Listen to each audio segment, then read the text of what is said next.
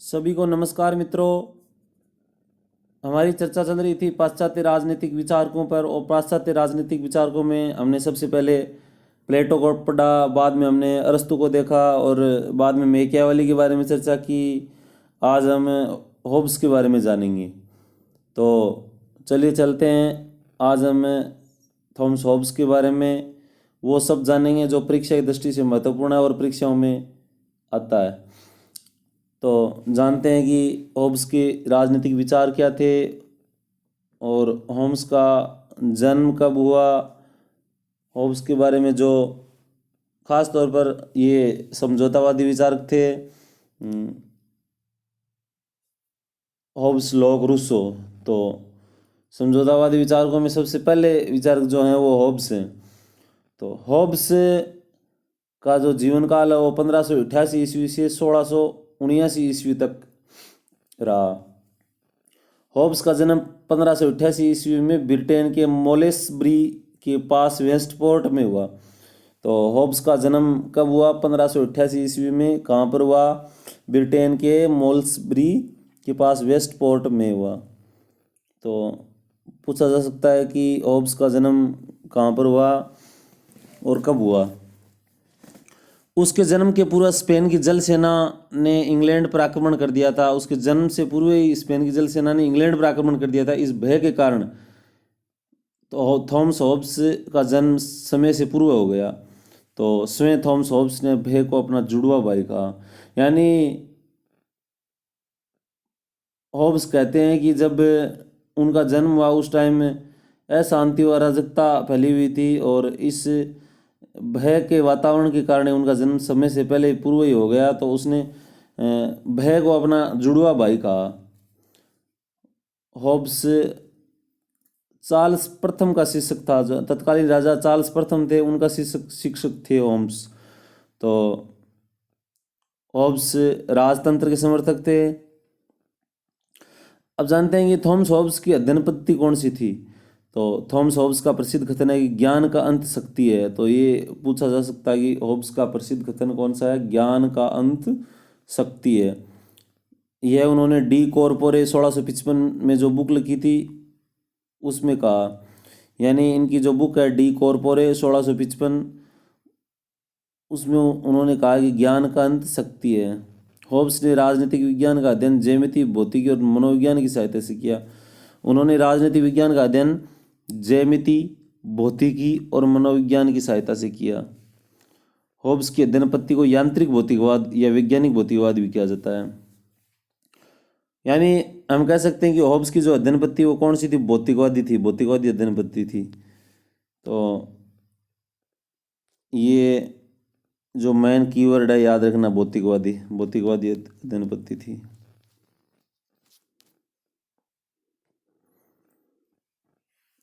उसके बाद आगे है थॉमस होब्स का यांत्रिक भौतिकवाद मार्क्स के द्वंद्वात्मक भौतिकवाद से अलग है। यानी भौतिकवादी विचारक मार्क्स भी थे, लेकिन उसमें फर्क यह था कि होब्स तो ये कहता था कि भौतिक अणु जो है वो स्वतः गतिशील होते हैं, और जबकि मार्क्स का कहना था कि अणुओं को बाहर से गति प्राप्त होती है। तो भौतिकवादी विचारक तो मार्क्स भी थे और भौतिकवादी विचारक होब्स भी थे। लेकिन होब्स का भौतिकवाद इस प्रकार से भिन्न था कि होब्स तो मानते थे कि कोई भी भौतिक अणु है वो अपने आप गतिशील होता है, उसको गतिशील करने की जरूरत नहीं है। जबकि होब्स कहते थे कि भौतिक अणु, मार्क्स का कहना था कि भौतिक अणु को बाहर से गति प्रदान की जाती है। देखिए, थॉमस होब्स विशुद्ध भौतिकवादी विचारक हैं। होब्स के अनुसार व्यक्ति और संपूर्ण विश्व भौतिक अणुओं के समुच्चय से निर्मित है। यानी जो व्यक्ति का निर्माण हुआ है वो भौतिक अणुओं के संगठन से ही हुआ है। तो भौतिक अणुओं को महत्व देते थे। उसने राजनीति के अध्ययन में इतिहास और नैतिकता का बिल्कुल प्रयोग नहीं किया। जो होब्स ने राजनीति के अध्ययन में इतिहास और नैतिकता का कहीं भी प्रयोग नहीं किया।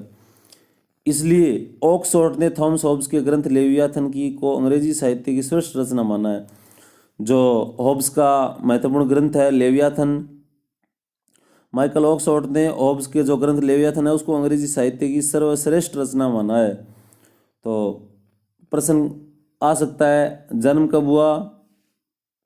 जन्म कब हुआ? 1588 ईस्वी में। तो जब उनका जन्म हुआ तो राजनीतिक उथल पुथल चल रही थी और युद्ध व भय का वातावरण था, इसलिए होब्स ने अपने आप को भय का जुड़वा शिशु कहा, भय का जुड़वा शिशु। और इनकी जो बुक थी वो डी कॉर्पोरे 1655। होब्स भौतिकवादी विचारक थे। होब्स के ग्रंथ लेवियाथन को ऑक्सफोर्ड ने अंग्रेजी साहित्य की सर्वश्रेष्ठ रचना कहा। होब्स ने ऑक्सफोर्ड विश्वविद्यालय में प्रचलित स्कोलिस्ट पद्धति का जोरदार खंडन किया। अब स्कोलिस्ट पद्धति क्या थी? तो स्कोलिस्ट पद्धति में विश्वविद्यालय, जो स्कोलिस्ट पद्धति में क्या था कि धार्मिक मान्यताओं को तार्किक रूप से प्रमाणित किया जाता था।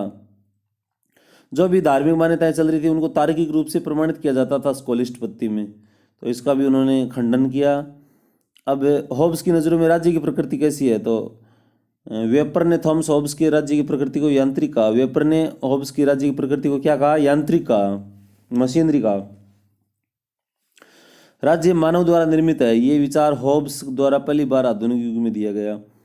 पहली बार आधुनिक युग में अगर किसी ने बताया कि जो राज्य है वो मानव द्वारा निर्मित है, तो वो किसने बताया?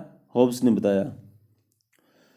उनका कहना है कि राज्य प्राकृतिक अथवा कोई देवी संस्था नहीं है। यांत्रिक राज्य के समर्थक व्यक्तिवाद को महत्व देते हैं। होब्स, लॉक, बेंथम और मिल राज्य को यंत्र मानते हैं। तो कोई राज्य को प्राकृतिक संस्था मानता है। प्लेटो ने जैसे राज्य को व्यक्ति का वृहद रूप माना। अरस्तु ने पहले राज्य की कल्पना की और बाद में व्यक्ति का धरती पर आगमन माना। जबकि होब्स क्या मानते हैं कि राज्य एक यंत्र है और ये इसका निर्माण व्यक्ति ने किया है।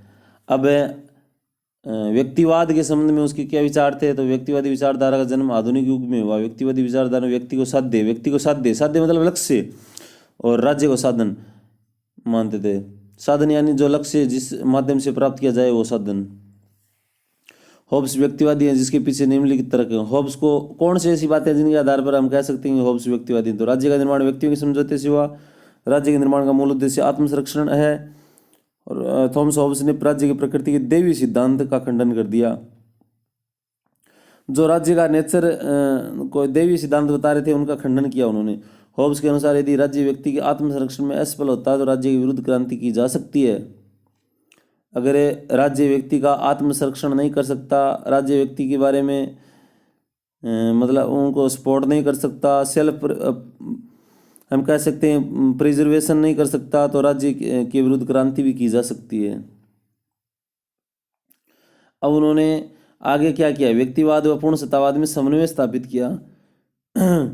होब्स ने व्यक्ति के आत्मसंरक्षण के लिए निरंकुश शक्तिशाली राजा का समर्थन किया। तो होब्स ने निरंकुश शक्तिशाली राजा का समर्थन किया, इसलिए होब्स के विचारों में पूर्ण सत्तावाद भी विद्यमान है। तो पूर्ण सत्तावाद मतलब सत्ता पूर्ण रूप से हम सब कह सकते हैं कि निरंकुश राजा के हाथ में दिए जाने का समर्थक था होब्स। होब्स के विचारों में पूर्ण सत्तावाद साधन है और व्यक्तिवाद साध्य है, यानी व्यक्ति ही लक्ष्य है उनकी नज़र में। होब्स के अनुसार व्यक्ति का स्वभाव कैसा? अब देखिए जो महत्वपूर्ण बात है, ये समझौतावादी विचारकों की विशेषताएं उन्होंने व्यक्तियों के स्वभाव पर और उनके कार्यों पर, उनकी इच्छाओं पर अलग अलग अपने जो तर्क होब्स लोग रूसो ने प्रस्तुत किए, उन्हीं के आधार पर होब्स ने व्यक्ति का स्वभाव कैसा माना? तो उन्होंने व्यक्ति को यश व शक्ति प्राप्त करना चाहता है। उन्होंने ऐसा कहा कि व्यक्ति यश और शक्ति प्राप्त करना चाहता है। व्यक्ति लालची व स्वार्थी है और व्यक्ति की इच्छाएं अनंत होती हैं। तो उन्होंने हम कह सकते हैं कि एक जंगली जानवर की तरह उन्होंने व्यक्ति को माना। तो व्यक्ति को लालची बताया, स्वार्थी बताया और उनकी इच्छाओं का अनंत बताया। अब आगे है होब्स के अनुसार समाज कैसा? समाज को कृत्रिम राज्य की भांति माना। समाज को उन्होंने कृत्रिम राज्य माना। समाज को आणविक प्रकृति बताया। आणविक प्रकृति से तात्पर्य है कि समाज व्यक्तियों का समूह है तथा समाज में प्रत्येक व्यक्ति अणु की भांति स्वतंत्र। आणविक प्रवृत्ति मतलब समाज व्यक्तियों का समूह है लेकिन प्रत्येक व्यक्ति स्वतंत्र है, वो समाज में बंधा हुआ नहीं है। तो वो एक समाज को उन्होंने यांत्रिक बताया। होब्स के अनुसार प्राकृतिक व्यवस्था कैसी थी? तो प्राकृतिक व्यवस्था में पूर्व सामाजिक और पूर्व राजनीतिक व्यवस्था थी। सामाजिक समझौते की पूर्व अवस्था को प्राकृतिक अवस्था कहा जाता है। तो सामाजिक समझौते की पूर्व अवस्था है उसको प्राकृतिक अवस्था कहा जाता था। यानी सामाजिक समझौते से जो पूर्व जो कंडीशन थी वो क्या थी, नेचुरल कंडीशन थी, तो प्राकृतिक अवस्था थी। प्राकृतिक अवस्था में सभी के विरुद्ध सभी की संघर्ष की अवस्था थी, यानी लोग आपस में लड़ते झगड़ते रहते थे। प्राकृतिक अवस्था में समाज, राज्य, संपत्ति और सभ्यता का अभाव था।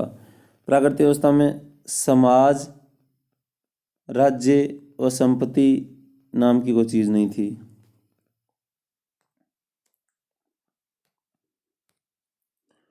आगे है, प्राकृतिक अवस्था में व्यक्ति के पास एक ही अधिकार था। कौन सा? माइट इज राइट, जिसके पास अधिक शक्ति है वही शक्तिशाली, वही उसकी वही सब कुछ है।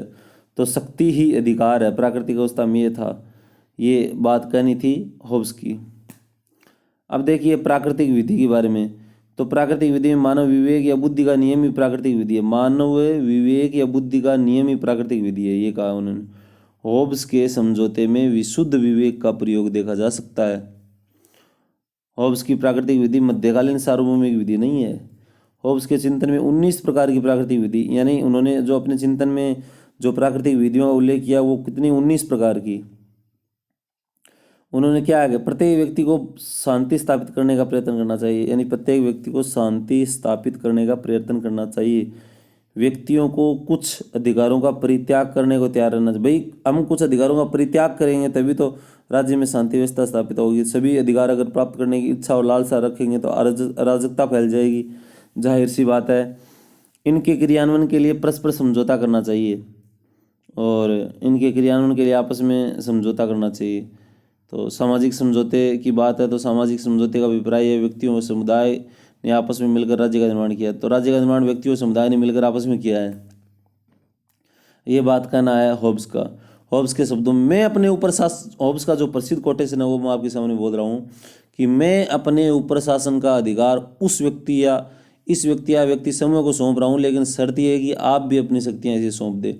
यानी मैं अपनी शक्ति मतलब एक प्रकार से समझौता कर रहा हूँ कि मैं अपनी शक्ति किसी व्यक्ति को सौंप रहा हूँ, लेकिन आप भी उसको सौंप दो। तो जब हम अपनी शक्तियाँ तीसरे व्यक्ति को सौंपेंगे तो वो तीसरा व्यक्ति शासन चलाएगा। तो हमने समझौता करके मतलब ये प्रावधान किया है। तो हम कह सकते हैं कि थॉमस होब्स समझौतावादी विचारक थे। अब आगे है देखो, होब्स के अनुसार व्यक्तियों ने अपने आत्मसंरक्षण के लिए आपस में समझौता करके अपनी सुरक्षा के लिए अपने आत्मसंरक्षण के लिए आपस में समझौता करके अपनी सभी शक्तियां एक सर्वोच्च राजा को सौंप दी। राजा समझौते का परिणाम है, समझौते का भाग नहीं। और जो समझौते के फलस्वरूप जो रिजल्ट आया वो राजा के रूप में अपने सामने आया। होब्स के सामाजिक समझौते का मूल आधार बुद्धि, शक्ति और उपयोगिता है। यानी होब्स के सामाजिक समझौते का आधार क्या है? बुद्धि, शक्ति और उपयोगिता। होब्स का समझौता एक दार्शनिक सत्य है या एक सैद्धांतिक समझौता है, ऐतिहासिक नहीं। जो होब्स का समझौता है वो एक दार्शनिक सत्य है और ये एक सैद्धांतिक समझौता है, ऐतिहासिक समझौता नहीं है। होब्स के सामाजिक समझौते में सहमति का सिद्धांत पाया जाता है। तो होब्स के सामाजिक समझौते में सहमति का सिद्धांत पाया जाता है। मतलब जो भी काम किया जाता है वो व्यक्ति परस्पर सहमति से करता है। होब्स के अनुसार राज्य ठोस विवेक का परिणाम है। होब्स के अनुसार राज्य क्या है? ठोस विवेक का परिणाम है। हेकर के अनुसार, हेकर ने क्या कहा है? होब्स के सामाजिक समझौते के विचार में सहमति का सिद्धांत निहित है। हेकर ने कहा है कि होब्स का सामाजिक समझौता सहमति के सिद्धांत पर आधारित है। अब बता तो दिया उसने कि सभी व्यक्ति मिलकर एक व्यक्ति को सत्ता सौंप देंगे और वो सत्ता सहमति पर आधारित होगी और उसका परिणाम ये होगा कि एक राजा का निर्माण होगा और वो राजा शासन चलाएगा, ऐसा उन्होंने कहा है। अब उसका मेथड क्या होगा? वो जो समझौता है, वो जो कॉन्ट्रैक्ट है, उस कॉन्ट्रैक्ट का की विधि क्या होगी? तो उसके बारे में होब्स बताते हैं कि होब्स के अनुसार केवल एक ही समझौते के द्वारा राज्य, समाज व सरकार तीनों का निर्माण हुआ है। केवल एक समझौते से राज्य, सरकार व समाज का निर्माण हो गया। समझौते का मूल उद्देश्य आत्म संरक्षण है। राज्य, समाज व सरकार कृत्रिम संस्थाएं। समझौते का जो मूल उद्देश्य है वो आत्म संरक्षण यानी खुद की सुरक्षा करना है।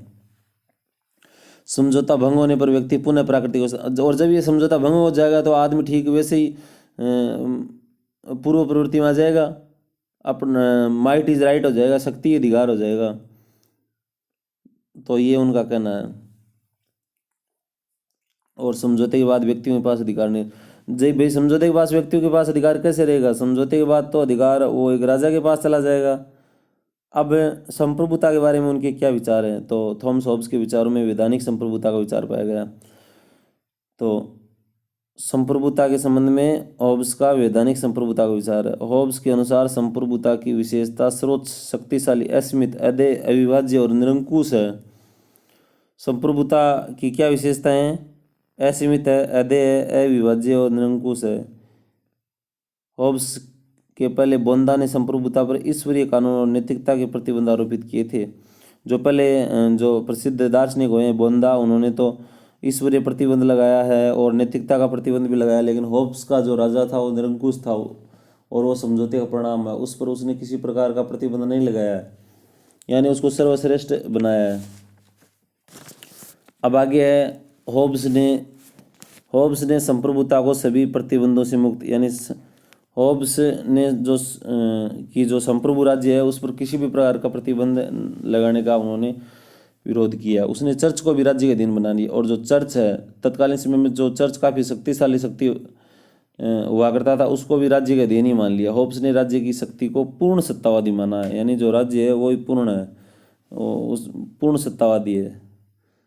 उनके अनुसार संप्रभु का आदेश ही विधि है, यानी संप्रभु जो मैन राजा है उसका जो आदेश है वही कानून है। हॉब्स ने राज्य, सरकार व समाज के मध्य कोई विभाजन नहीं किया है। उन्होंने राज्य, सरकार व समाज के बीच कोई विभाजन नहीं किया है। उसने सरकार के अंगों का किसी प्रकार से विभाजन नहीं किया। हॉब्स ने राज्य और राज्य में अंतर नहीं किया। हॉब्स की संप्रभुता को काल्पनिक निगम की संज्ञा दी गई है। यह शब्द सेबाइन ने हॉब्स की संप्रभुता के लिए कहा। सेबाइन ने क्या कहा? काल्पनिक निगम। तो याद रखना है, हॉब्स की संप्रभुता को सेबाइन ने काल्पनिक निगम कहा है। अब स्वतंत्रता के बारे में, फ्रीडम के बारे में, तो हॉब्स के अनुसार विधि का मौन रहना ही स्वतंत्रता है। मतलब अगर कानून मौन है तो वो हम स्वतंत्र हैं, एक प्रकार कह सकते हैं। अगर राजा कोई भी प्रकार का विधि संबंधी आदेश नहीं दे रहा है और चुप है तो हम कहेंगे कि हम आज़ाद हैं। और वाहन ने क्या बोला है इसके बारे में? वाहन ने कहा है कि हॉब्स के विचारों में एक तरफ तो अराजकतावाद है तो दूसरी तरफ निरंकुशतावाद का खतरा है। यानी जब वाहन का कहना है कि जब राजा निरंकुश होगा तो हो सकता है कि समाज में, व्यक्तियों में अराजकता फैले, और निरंकुश होगा तो अराजकता का खतरा होगा ही। तो उन्होंने क्या बताया कि एक तरफ अराजकतावाद है तो दूसरी तरफ निरंकुशतावाद का खतरा है। अब शक्ति के सिद्धांत से संबंधित क्या उनके विचार है उनके बारे में देखते हैं। तो शक्ति का प्रयोग सहमति से किया जाता है। वह दो व्यक्तियों या समूह की आपसी अंतःक्रिया के परिणाम स्वरूप निर्मित होता है। वह दो व्यक्ति मिलकर एक तीसरे व्यक्ति को सत्ता सौंप रहे तो शक्ति सहमति पर आधारित है। हॉब्स के अनुसार शक्ति और बल में भेद, बल अलग चीज है, शक्ति अलग चीज है, ऐसा बात हॉब्स का कहना है। अवैधानिक शक्ति की कल्पना अतार्किक है। तो ये भी कहना हॉब्स ने शक्ति और सत्ता में अंतर नहीं किया, शक्ति और सत्ता को एक ही माना है उन्होंने। अब हॉब्स का महत्व क्या है? तो हॉब्स के चिंतन में उदारवाद का दार्शनिक आधार अंतर नहीं था। उसने व्यक्ति को अपना हित बढ़ाने वाला माना है।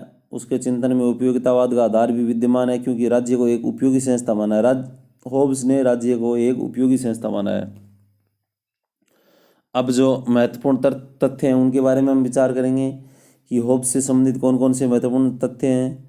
तो हॉब्स के जीवन काल में इंग्लैंड में लेवलर्स का आंदोलन चल रहा था और राजनीतिक समानता मांग रहे थे। दूसरा डिगर्स का आंदोलन, यानी हॉब्स के जीवन काल में इंग्लैंड में दो प्रकार के आंदोलन चल रहे थे। एक तो लेवलर्स का जो राजनीतिक समानता की मांग कर रहे थे, और एक डिगर्स जो आर्थिक समानता की मांग कर रहे थे। लेवलर्स यानी हॉब्स के जीवन काल में दो प्रकार के आंदोलन चले, एक लेवलर्स और डिगर्स।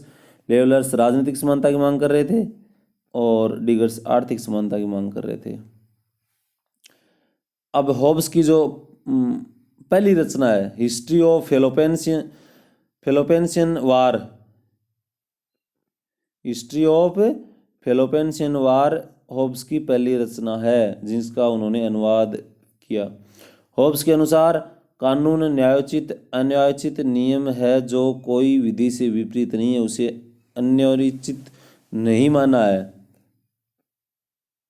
हॉब्स की सबसे महत्वपूर्ण रचना लेवियाथन है जो उसने अंग्रेजी में लिखी। अब बुक आ सकता है कि हॉब्स की महत्वपूर्ण रचना कौन सी है? लेवियाथन। और लेवियाथन की रचना किसने की? हॉब्स ने की। और एक जो प्रसिद्ध कथन है कि उनका जो कि विधि का मौन रहना है स्वतंत्रता, तो वो भी काफ़ी याद इम्पोर्टेंट है। क्लैरेंडन हॉब्स के समकालीन विचारक थे। हॉब्स के समकालीन विचारक कौन थे? क्लैरेंडन, जो हॉब्स के घोर आलोचक थे। उन्होंने लेवियाथन को जला दिया था। जो लेवियाथन है उस समय की तत्कालीन समय की इतनी विश्व प्रसिद्ध पुस्तक थी, उसको क्लैरेंडन में जला भी दिया था। उसकी ऑक्सफोर्ड विश्वविद्यालय में उन प्रतियों को जलाया भी था, क्योंकि वो उसका विरोधी था। हॉब्स ने डी कॉर्पोरे डी सीवी नामक रचना लैटिन में लिखी। De Corpore De Cive, history of Peloponnesian war, Leviathan, ये महत्वपूर्ण रचनाएं थी। माइकल ऑक्सफोर्ड ने लेवियाथन को अंग्रेजी साहित्य में लिखी गई सबसे बेहतर रचना। माइकल ऑक्सफोर्ड ने लेवियाथन को क्या बताया है? अंग्रेजी में लिखी हुई सबसे बेहतरीन रचना बताया है। Element of law, natural and politics Hobbes की प्रथम रचना। तो हॉब्स की प्रथम रचना आ सकती है, कौन सी है? तो element of law, natural and politics. A dialogue on the civil war, ये सभी हॉब्स की अन्य प्रमुख रचनाएं हैं। तो हमने डी कॉर्पोरे के बारे में देखा, हमने डी सीवी को पढ़ा, लेवियाथन को पढ़ा, हिस्ट्री ऑफ पेलोपेनेशियन वार के बारे में देखा, element of law, natural and politics के बारे में देखा। तो ये सभी बुक्स हैं, तो ये आ सकता है प्रश्न काफ़ी, इन निम्न में से कौन सी बुक थॉमस हॉब्स की नहीं है? तो ये जब आप एकदम से पढ़ा हुआ होगा तो पूरा याद रहेगा। तो हॉब्स का जन्म देखा हमने 1588 ईस्वी में हुआ। हॉब्स ने अपने आप को भय का जुड़वा शिशु का ये देखा। हॉब्स ने सबसे पहले कहा ज्ञान का अंत शक्ति है, ये डी कॉर्पोरे बुक्स 1655 में कहा। और हॉब्स का जो सबसे महत्वपूर्ण अंग्रेजी साहित्यिक रचना वो लेवियाथन थी। हॉब्स ने राज्य को एक यंत्र माना है। और हॉब्स ने कहा कि व्यक्ति क्या समझौते का परिणाम है। हॉब्स ने व्यक्ति को लालची, स्वार्थी व अनंत इच्छाओं वाला बताया। हॉब्स ने समाज को कृत्रिम राज्य की भांति माना। हॉब्स ने प्राकृतिक अवस्था में व्यक्ति के पास एक ही अधिकार था, शक्ति ही अधिकार है। ऐसा कहा, शक्ति ही अधिकार है, माइट इज राइट। हॉब्स के चिंतन में 19 प्रकार की प्राकृतिक विधि का उल्लेख किया है। हॉब्स ने जो प्रसिद्ध कथन कहा कि मैं अपने ऊपर शासन का अधिकार उस तीसरे व्यक्ति को सौंप रहा हूँ, और शर्त ये है कि आप भी उसको सौंप दो। तो ये भी काफ़ी प्रसिद्ध कथन है। संप्रभुता के बारे में हॉब्स ने कहा कि संप्रभुता की विशेषता स्रोत, शक्तिशाली, असीमित, अधेय, अविभाज्य और निरंकुश है। तो जितने भी महत्वपूर्ण जो टॉपिक हैं उस पर हम जो बिंदु हैं हम उन पर चर्चा कर रहे हैं। हॉब्स ने कहा कि संप्रभु का आदेश ही विधि है, यानी उसने राजा को निरंकुश माना है। हॉब्स के अनुसार विधि का मौन रहना स्वतंत्रता है। हॉब्स ने शक्ति व बल में भेद किया है। हॉब्स के कार्यकाल में दो प्रकार के आंदोलन चल रहे थे, लेवलर्स और डिगर्स। लेवलर्स जो राजनीतिक समानता की मांग कर रहे थे, तो डिगर्स जो आर्थिक समानता की मांग कर रहे थे। और जो क्लैरेंडन, जो हॉब्स के समकालीन विचारक थे, वो हॉब्स के घोर आलोचक थे। जो हॉब्स की रचनाएं हैं महत्वपूर्ण, De Corpore De Cive, element of law, natural and politics, a dialogue on the civil war, history of Peloponnesian war. तो ये हमें याद रखनी है। आज हमने हॉब्स के बारे में जाना।